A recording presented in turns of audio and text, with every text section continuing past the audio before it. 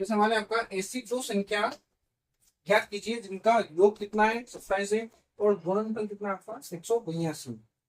तो संख्या का बोला है, तो मान लेना, माना पहली संख्या बराबर एक्स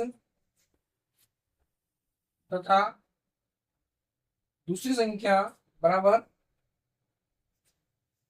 एक्स प्लस वन। क्या मानोगे? पहली संख्या एक्स मान लिया, दूसरी संख्या आपका एक्स प्लस वन मान लिया है। आप इसको वाई भी मान सकते हो, लेकिन यहाँ पर क्या है, वर्ग समीकरण की सवाल, इसलिए मैंने क्या मान लिया, एक्स प्लस वन। तो मतलब ऐसी दो संख्या ज्ञात करना है जिनका योग कितना 27 और गुणनफल कितना हो 82 हो। तो यहाँ पर एक्स प्लस वाई नहीं मानेंगे, यहाँ पर वाई ही मानेंगे। क्यों मानेंगे?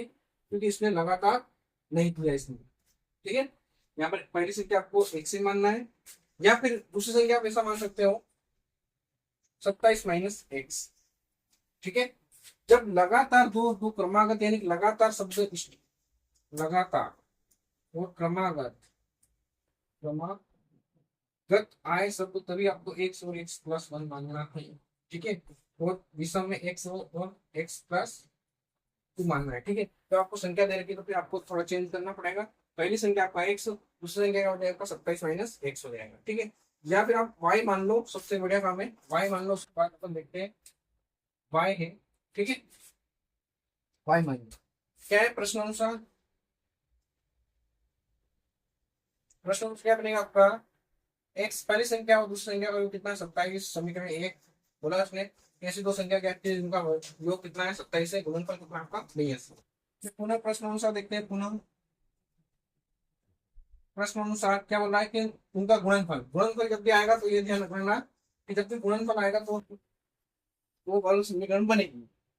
तो यहाँ पर कितना है आपका, कितना 182 है। यहाँ से y का मान निकाल लो, तो 182 बटा कितना हो जाएगा आपका, एक हो जाएगा। समीकरण कौन सी हो जाएगी, दो। क्या लिखोगे, समीकरण एक व समीकरण दो। समीकरण एक और दो, समीकरण एक और दो से क्या करेंगे, इस y का मान उठा के यहाँ रख देंगे। तो x प्लस y का मान कितना है 182 बटा x बराबर 27। पहले ही पिछले वीडियो में करवा चुका हूँ। तो क्या करते हैं, यहाँ पर एक से गुणा इधर कर देंगे, एक से गुणा इधर कर देंगे, जिसके घटे उसके घटे से हटा देंगे। ठीक है, तो ये क्या हो जाएगा, एक्स स्क्वायर हो जाएगा प्लस यहाँ पर 182 हो जाएगा बराबर कितना हो जाएगा 27 एक्स हो जाएगा। क्या करा, इस एक्स का गुणा इधर करा और एक्स का गुणा इधर करा, और जिसके बटे में एक्स था उसके बटे में एक्स हटा दिया। ठीक है, ये आपका एक्स स्क्वायर माइनस का 27 एक्स और प्लस का 182 बराबर 0। अगर चैप्टर बनाना नहीं आए तो डायरेक्ट क्या करो, तो लगाओ सूत्र। क्वेश्चन मतलब एग्जाम में आपको पूछेगा नहीं तो साइड से करना है, आपको गुणनफल से करना है, सूत्र से करना है। अब ऐसी दो संख्या लो जिसका गुणा करे कितना आ जाए 182, और जोड़े घटाए कितना आ जाए आपका 27 आ जाए। शायद 14 गुणित 13 करते हैं तो कितना हो जाए आपका, 3 चौके 12 हासिल, एक 3 एकम 3 और एक 4, 4 एकम 4 और फिर 4 एकम 4 चौक 16 हासिल है 4 एकम 5। कितना हो जाए आपका,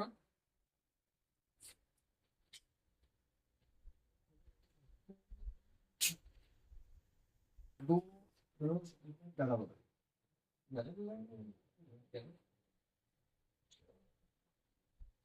के 12 से यहाँ पर देखेंगे, हाँ 4 एकम 4 और 1 एकम 1, ये दो, और ये कितना हो रहा है आपका 8 और 1 6 8 नहीं 13 और 14, फिर गलत हो गया था थोड़ा।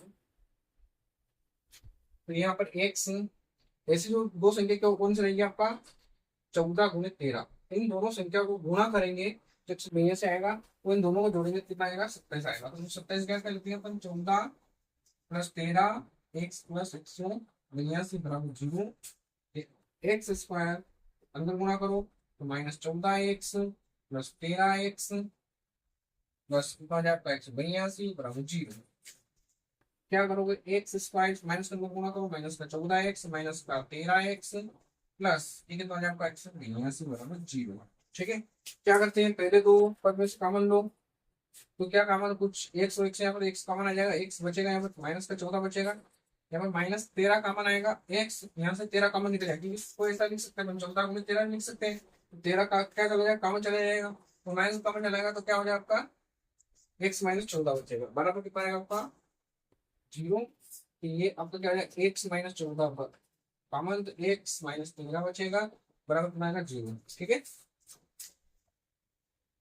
ये हो जाएगा। तो यहाँ पर सब प्लस में है। अब सब प्लस में, तो आपको दो मान निकलेंगे। तो थोड़ा संख्या निकालने में ध्यान रखना,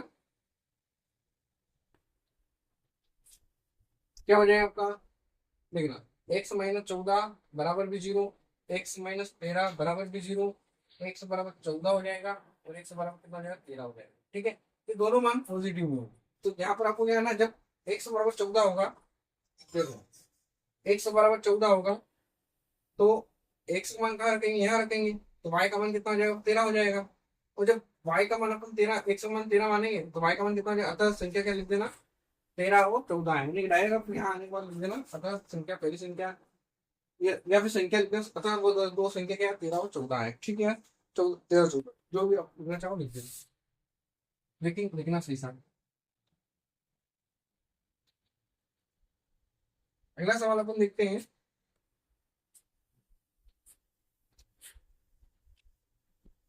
तो क्रमागत धन पूर्णांकों का ज्ञात करना है जिनके वर्गों का योग 365। देखो दो, क्या देते हैं, दो धनात्मक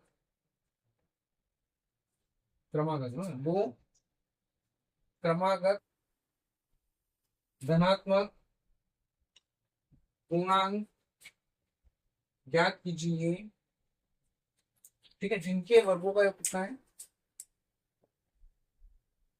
जिनके वर्गों का योग 365 है। ठीक है, जिनके वर्गों का योग कितना है, 365 है। ठीक है, तो अब ध्यान रखना है कि जो दे रखा है कि दो क्रमागत, अब यहाँ पर ध्यान रखना है कि दो क्रमागत पूर्णांक धन पूर्णांक दे रखा है, इसमें ना तो सम लिखा हुआ है और ना ही विषम लिखा हुआ है।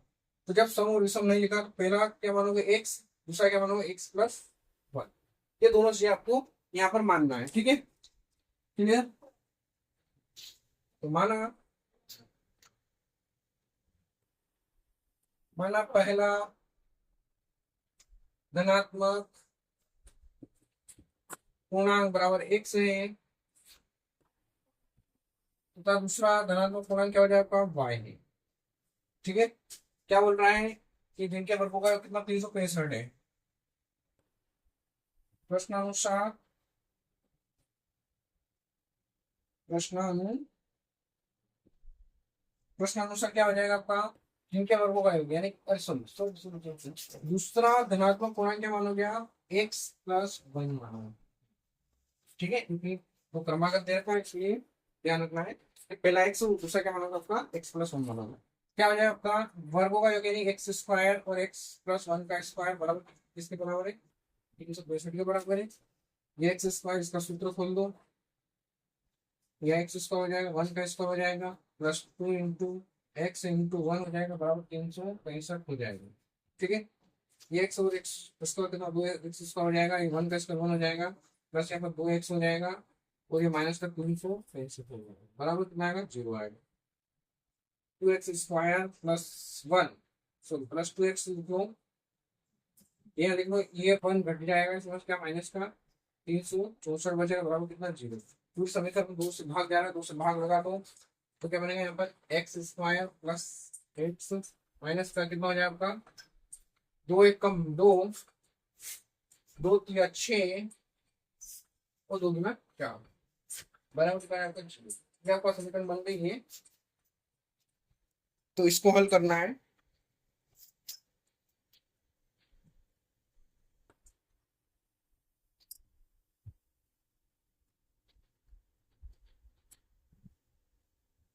इसको हल करना है आपको, तो सूत्र भी लगाना चाहो सूत्र भी लगा दो, वेक्टर बनाना आते हैं वेक्टर बना लो। तो आप इसी को संख्या लो जिसका गुणा करें, क्या है, 32 11 11 और 12 हो जाएगा क्या, 2 एक कम एक कम नहीं, 2 3 हाँ 11 12। ठीक है, यानी कि इस संख्या का हो जाएगा आपका एक्स स्क्वायर प्लस, यहाँ पर क्या लिख दोगे, 12 minus x, sorry 12 minus 11 x minus 132 बराबर कितना हो जाएगा, 0। क्योंकि यहाँ पर माइनस इसलिए क्या आएगा, वो घटाने पर क्या आना चाहिए आपका, जस्ट ऑन तो दलित हो गया क्या, हाँ ये थोड़ा सा ठीक, ठीक है, यहाँ पर क्या आएगा, एक्स स्क्वायर प्लस यहाँ पर देखो, वहां पर पिछले क्या था आपका प्लस था, इसलिए यहाँ पर जोड़ने में अपने क्या करा, 14 + 13 कर रहा था तो क्या आ गया, 27 आ गया, ठीक है। लेकिन यहाँ पर क्या माइनस एन घटाने में आपको 1 चाहिए, तो यहाँ पर क्या हो जाएगा, 13 और -11 यानी कि 13 क्या, 12 और -11 यानी 12 और 11 में गुणा करोगे तो आपका कितना आएगा, 132 आएगा, ठीक है।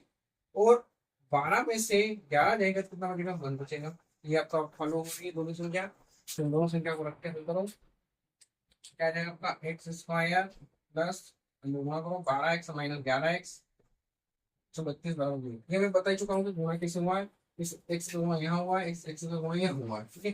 दोनों में से आपका x कॉमन लेना, x प्लस कितना आ जाएगा 12, यहाँ से -11 कॉमन आ जाएगा, x प्लस कितना आएगा 12 बराबर 0, ठीक है। x + 12 कॉमन लेंगे तो x - 11 और बराबर कितना आएगा 0, ठीक है। ये फैक्टर बहुत सारे सवाल करवा चुका हूँ, तो फैक्टर बनाना आना चाहिए आपको, ठीक है। इन दोनों में से आप लोगों ने कॉमन लिया, क्या है आपका, इन दोनों का क्या है, x यहाँ पर x कॉमन ले लिया, यहाँ एक बच जाएगा, 12 बच जाएगा, ये माइनस माइनस कॉमन ले लिया, यहाँ से वैसे क्या होगा, यहाँ 11 कितना है आपका 12 है, तो 11 कॉमन आ गया तो क्या बचेगा आपका x + 12 बचेगा। तो यहाँ पर यहाँ से x + 12 और x + 12 कॉमन ले लेंगे तो क्या बचेगा, x - 11 बचेगा। x + 12 बराबर भी 0 और x - 11 बराबर भी 0, x बराबर -12 तो x बराबर कितना 11। ये तो हो गया आपका असंभव मान। अब इसको लेके अतः करके लिख लेना। अतः पहला जो पूर्णांक हो जाएगा, पहला धनात्मक पूर्णांक क्या हो जाएगा आपका, धनात्मक पूर्णांक क्या हो जाएगा 11। दूसरा धनात्मक पूर्णांक क्या हो जाएगा, x प्लस कितना 1 है, तो क्या हो जाएगा 11 + 1 बराबर कितना 12। अतः करके लिख लेना सर। ये आपके सवाल बहुत, ये भी बहुत अनियमित सवाल है, तो थोड़ा इसको ध्यान रखना और हल करना।